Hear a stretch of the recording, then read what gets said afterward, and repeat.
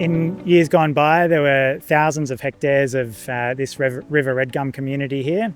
This is one of the last remaining patches, so it's the largest known remnant. So it's a really important community. In the forest itself, we have a huge diversity of bird life. We have a huge diversity of mammals, of possums and other small mammals. There's a huge diversity of life within the forest that the whole forest supports. Private land conservation is so important in the conservation picture generally. Over 80% of land in New South Wales is privately managed, so it's really important. It's a really incredible asset to tap into for conservation.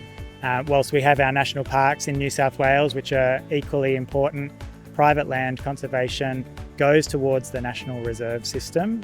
It goes towards the national targets for conservation, and it's really valuable to have landholders engaged in conservation. I talk to a lot of farmers. A lot of them are interested in legacy of what they're actually building on their properties, but also the legacy of what they're going to leave behind. Look, I'm no different to every other farmer. Farmers are incentivised by money.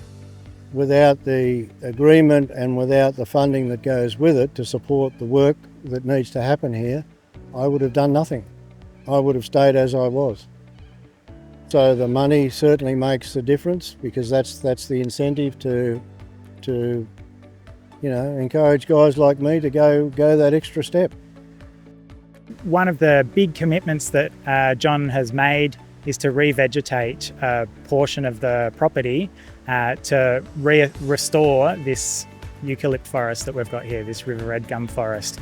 So whilst there's almost 20 hectares of the river red gum forest here already, John's committed to revegetate another almost 20 hectares to almost double the size of the red gum forest here. So that's an incredible commitment that the BCT is able to help with funding to establish that restoration.